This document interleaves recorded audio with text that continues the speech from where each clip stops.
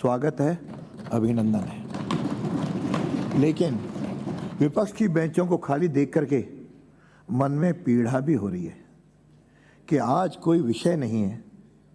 विषय प्रारंभ में ये था कि हम गेट नंबर 6 से मिल के आए। व्यवस्था ये है सबको साथ से आना है, और यदि पैदल कोई आते हैं अपने यहाँ से तो आ सकते हैं। तो जब मार्शल ने मुझे कहा कि मैंने कहा पैदल एक एक करके आ जाएं। एक बार इस गेट से आए थे तो अन्य लोग भी बीच में सम्मिलित हो गए थे, यहाँ की सुरक्षा को थोड़ा सा प्रश्न चिन्ह खड़े हुए थे। आज कहलवा करके उनको कहा कि एक एक करके आ जाएं विधायक का देख करके, लेकिन अभी तक वो नहीं आए हैं। मुझे लगता है कि यह स्थिति ठीक नहीं है। मैं सबसे अपील करूंगा कि सदन की कार्रवाई में हम आकर के भाग लें और जो विषय है सदन के अंदर उसको रखें। निश्चित रूप से विपक्ष को पूरा सम्मान भी है, पूरा अधिकार भी है कि अपना विषय रखें मर्यादापूर्ण नियमों के तहत, और सत्तारूढ़ दल से भी अपेक्षा रहती है कि उस पर अपना संज्ञान लेकर के उसका सकारात्मक उत्तर दें। आप कुछ कह रहे हैं, मैं फिर आता हूँ। अध्यक्ष महोदय, आपने बिल्कुल ठीक फरमाया। आज किसी कारण के बिना विपक्ष अनुपस्थित है। मुझे जो कारण समझ में आ रहा है, यदि समय पर आते तो उनको पूरा वंदे मातरम गाना पड़ जाता, उसको अवॉइड करने के लिए नहीं आए। अब आज की कार्रवाई अपन प्रारंभ करते हैं। आज बड़ा खेद का विषय है कि विपक्षी साथी बिना किसी कारण, बिना किसी पूर्व सूचना के अनुपस्थित रहे हैं, और आपके जो व्यवस्था दी गई है, जो व्यवस्था पिछले लंबे समय से निरंतर चली आ रही है, उसकी अवज्ञा कर रहे हैं। पर मैं आप सत्ता पक्ष की ओर से आपका आभार व्यक्त करूंगा कि आपने एक राजस्थान में नई व्यवस्था की, जो हमारे पार्लियामेंट में है कि सदन प्रारंभ होने से पहले आप सभी दलों के नेताओं को बुला करके उनके साथ बैठक की, उनकी सर्वसम्मति ली, और उस बैठक में सभी ने आम राय से कहा कि हम हमारी जो परंपराएं हैं, राजस्थान विधानसभा के जो इतिहास रहा उसको बराबर निभाएंगे। लेकिन हमारी बैठक में, सर्वदलीय बैठक में जो सर्वसम्मति से बात हुई, उसके विपरीत जाकर के मीडिया के समक्ष गलत बात कही। इसलिए मेरा निवेदन यह है कि उनका व्यवहार लोकतंत्र में नहीं है। वो किसी और दिल्ली से गाइड होकर के इस तरह का व्यवहार कर रहे हैं, वो ठीक नहीं। हमारी राजस्थान विधानसभा का स्वस्थ परंपराएं हैं, उसको वो निभावें, ऐसी मेरी अपेक्षा है। और आज जो उन्होंने लोकतंत्र की हत्या का काम किया है, विधानसभा में नहीं आना, बिना किसी कारण के नहीं आना, स्पीकर के आदेश की अवज्ञा करना, ये ठीक नहीं है। उसके लिए हम उनको हमारी तरफ से खेद व्यक्त करते हैं, उनसे निवेदन करते हैं कि भविष्य में ऐसा व्यवहार नहीं करें। सदन की मेज पर नहीं, सदन की मेज पर रखे जाने वाले पत्र आदि बहस का मुद्दा नहीं। गोपाल जी, संसदीय मंत्री ने कह दिया। अध्यक्ष महोदय, मैं आपकी अनुमति से गत सत्र में पारित उन विधेयकों का विवरण सदन की मेज पर रखता हूं जिन पर राज्यपाल महोदय की अनुमति प्राप्त हो चुकी है। राज्यपाल महोदय द्वारा अनुमति प्राप्त विधेयक नंबर 1, महाराणा प्रताप खेलकूद विश्वविद्यालय जयपुर विधेयक 2025। 2, राजस्थान विनियोग संख्या 1 विधेयक 2026। 3, राजस्थान विनियोग संख्या 2 विधेयक 2026। 4, राजस्थान वित्त विधेयक 2026। 5, राजस्थान जन विश्वास उपबंधों का संशोधन विधेयक 2026। 6, राजस्थान दुकान और वाणिज्यिक अधिष्ठान संशोधन विधेयक 2026। 7, राजस्थान पंचायत राज संशोधन विधेयक 2026। 8, राजस्थान नगरपालिका संशोधन विधेयक 2026। 9, राजस्थान आयुर्वेद योग और प्राकृतिक चिकित्सा विश्वविद्यालय अजमेर विधेयक 2026। विधायी काम पूर्व स्थापित किए जाने वाले विधेयक श्री प्रेमचंद बैरवा।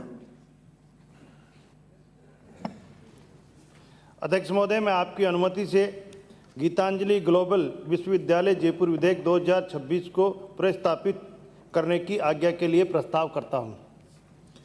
प्रश्न ये है कि गीतांजलि ग्लोबल विश्वविद्यालय जयपुर विधेयक 2026 को पुनर्स्थापित करने की आज्ञा प्रदान की जाए। जो पक्ष में वहाँ कहें, जो विपक्ष में ना कहें। हाँ पक्ष जीता, हाँ पक्ष जीता। विधेयक को पुनर्स्थापित करने की आज्ञा प्रदान की गई। प्रभारी मंत्री विधेयक को पुनर्स्थापित भी करेंगे। एक मिनट लेते हैं, पुनर्स्थापित कर लें। अध्यक्ष महोदय, अभी तो बहस भी होगी। अध्यक्ष महोदय, मैं आपकी अनुमति से गीतांजलि ग्लोबल विश्वविद्यालय जयपुर विधेयक 2026 को प्रस्थापित करता हूं। इसी विधेयक को क्या अब बहस तो होती नहीं। माननीय अध्यक्ष महोदय, मैं तो केवल एक जानकारी चाह रहा था।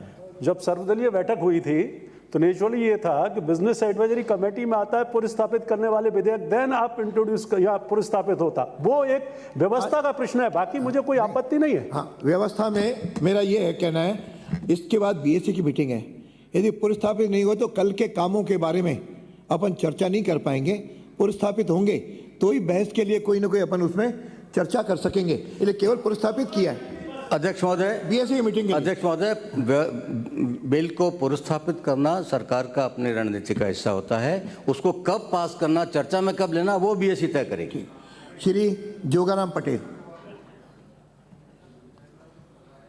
माननीय अध्यक्ष महोदय, मैं आपकी अनुमति से राजस्थान वृक्ष संरक्षण विधेयक 2026 को पुरस्थापित करने की आज्ञा के लिए प्रस्ताव करता हूं। प्रश्न ये है कि राजस्थान वृक्ष संरक्षण विधेयक 2026 को पुरस्थापित करने की आज्ञा प्रदान की जाए। जो पक्ष में वो हाँ कहें, जो विपक्ष में वो ना कहें। हाँ पक्ष जीता, हाँ पक्ष जीता। विधेयक को पुरस्थापित करने की आज्ञा प्रदान की गई। संसदीय कार्य मंत्री विधेयक को पुरस्थापित भी करेंगे। माननीय अध्यक्ष महोदय, मैं आपकी अनुमति से राजस्थान वृक्ष संरक्षण विधेयक 2026 को पुरस्थापित करता हूं। धन्यवाद। शोका अभिव्यक्ति, सबसे आग्रह है शोका अभिव्यक्ति के बाद 2 मिनट अपन खड़े रहेंगे। शोका अभिव्यक्ति, माननीय सदस्यगण, शोका अभिव्यक्ति के ये पढ़ने के बाद खड़े हैं। शोका अभिव्यक्ति के इस अवसर पर मैं गत दिनों दिवंगत त्रिपुरा के पूर्व राज्यपाल श्री D.Y. पाटिल, उत्तराखंड के पूर्व मुख्यमंत्री श्री भुवन चंद्र खंडूरी एवं आंध्र प्रदेश के पूर्व मुख्यमंत्री श्री A.N. भास्कर राव, पूर्व सांसद श्री विष्णु मोदी, पूर्व संसदीय सचिव श्री ब्रह्मदेव कुमावत और सदन के पूर्व सदस्य बाबूलाल बैरवा एवं श्री नवनीत लाल निनोमा के प्रति संवेदना व्यक्त करते हुए यह शोक प्रस्ताव प्रस्तुत करता हूँ। त्रिपुरा के राज्यपाल श्री D.Y. पाटिल का जन्म 22 अक्टूबर 1935 को महाराष्ट्र के कोल्हापुर जिले के अंबा हुआ। आपने स्नातक एवं LLB की उपाधियां प्राप्त की। श्री D.Y. पाटिल वर्ष 67 से 78 तक महाराष्ट्र विधानसभा के सदस्य रहे। इस दौरान आप विधानसभा की विभिन्न समितियों के सदस्य रहे। श्री पाटिल वर्ष 2009 से 2013 तक त्रिपुरा तथा वर्ष 2013 से 2014 तक बिहार के राज्यपाल के भी रहे। इस दौरान आप पश्चिमी बंगाल के कार्यवाहक राज्यपाल भी रहे। आपने अपने कार्यकाल के दौरान शिक्षा, सुशासन एवं सामाजिक विकास को प्रोत्साहित करने की दिशा में महत्वपूर्ण योगदान दिया। शिक्षा को ही समाज के समग्र विकास का प्रभावी माध्यम मानने वाले श्री पाटिल ने देश के विभिन्न भागों में अनेक विद्यालयों, महाविद्यालयों, चिकित्सा एवं इंजीनियरिंग महाविद्यालयों एवं विश्वविद्यालयों की स्थापना की। वर्ष 1991 में समाज सेवा में आपके उल्लेखनीय योगदान के लिए आपको पद्मश्री से भी सम्मानित किया गया। श्री D.Y. पाटिल का दिनांक 4 अगस्त 2026 को निधन हो गया। उत्तराखंड के पूर्व मुख्यमंत्री श्री भुवन चंद्र खंडूरी का जन्म 1 अक्टूबर 1934 को देहरादून में हुआ। आपने BSc, BE और MIE के उपाधियां प्राप्त की। श्री भुवनचंद खंडूरी 10वीं, 12वीं, 13वीं, 14वीं और 16वीं लोकसभा के सदस्य रहे। लोकसभा के कार्यकाल के दौरान आप भारतीय जनता पार्टी संसदीय दल के सचेतक भी रहे। आप लोक लेखा समिति, कार्य सलाहकार समिति, नियम समिति, राजकीय उपक्रम समिति सहित अनेक समितियों के सदस्य तथा वित्त मंत्रालय की समिति के सभापति रहे। श्री खंडूरी नवंबर 2000 से मई 2003 तक सड़क, यातायात एवं राजमार्ग मंत्रालय के स्वतंत्र प्रभार के राज्य मंत्री रहे।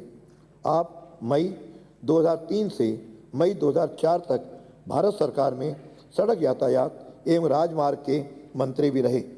श्री खंडूरी वह 2007 से 2013 तक उत्तराखंड विधानसभा के सदस्य भी रहे। दीर्घ संसदीय अनुभव रखने वाले श्री खंडूरी 2 बार उत्तराखंड राज्य के मुख्यमंत्री भी रहे। आप प्रदेश के चौमुखी विकास के लिए सदैव प्रयत्नशील रहे। भारतीय सेना में विभिन्न पदों पर अपनी सेवाएं देने वाले श्री खंडूरी अनेक सामाजिक संगठनों से संबंध रहे। श्री भुवन चंद्र खंडूरी का दिनांक 19 मई 2026 को निधन हो गया। आंध्र प्रदेश के पूर्व मुख्यमंत्री श्री एन भास्कर राव का जन्म 23 जून 1935 को गुंटूर में हुआ। आपने बीए तथा एलएलबी की उपाधियां प्राप्त की। श्री एन भास्कर राव 3 बार आंध्र प्रदेश विधानसभा के सदस्य रहे। इस दौरान आप राज्य सरकार में विभिन्न विभागों के राज्य मंत्री तथा कैबिनेट मंत्री रहे। कुशल प्रशासक रहे श्री राव अगस्त 1984 से सितंबर 1984 तक आंध्र प्रदेश के मुख्यमंत्री रहे। आप लोकसभा में सांसद भी रहे। राजनीतिज्ञ रहे श्री राव की तेलुगु देशम पार्टी की स्थापना में महत्वपूर्ण भूमिका रही। आपने अपने आत्मकथा वॉकिंग विथ डेस्टिनी का लेखन भी किया। श्री एन भास्कर राव का दिनांक 22 अप्रैल 2026 को निधन हो गया।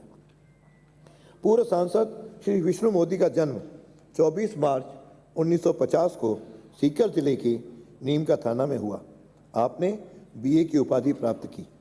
श्री विष्णु मोदी 10वीं विधानसभा में पुष्कर विधानसभा क्षेत्र से इंडियन नेशनल कांग्रेस के तथा 12वीं विधानसभा में मसूदा निर्वाचन क्षेत्र से भारतीय जनता पार्टी के विधायक निर्वाचित हुए।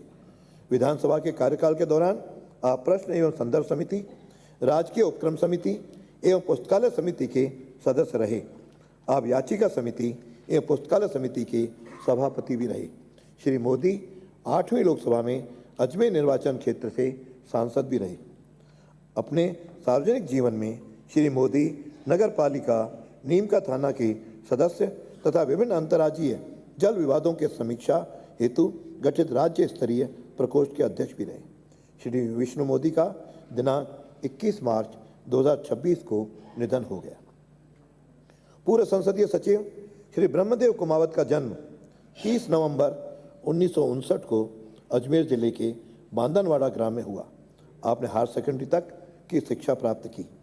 श्री ब्रह्मदेव कुमावत 13वीं विधानसभा में मसूदा निर्वाचन क्षेत्र से निर्दलीय विधायक निर्वाचित हुए। विधानसभा के कार्यकाल के दौरान आप राजकीय उपक्रम समिति एवं प्राक्कलन समिति के सदस्य रहे। आप मार्च 2009 से दिसंबर 2013 तक पंचायती राज विभाग के संसदीय सचिव भी रहे।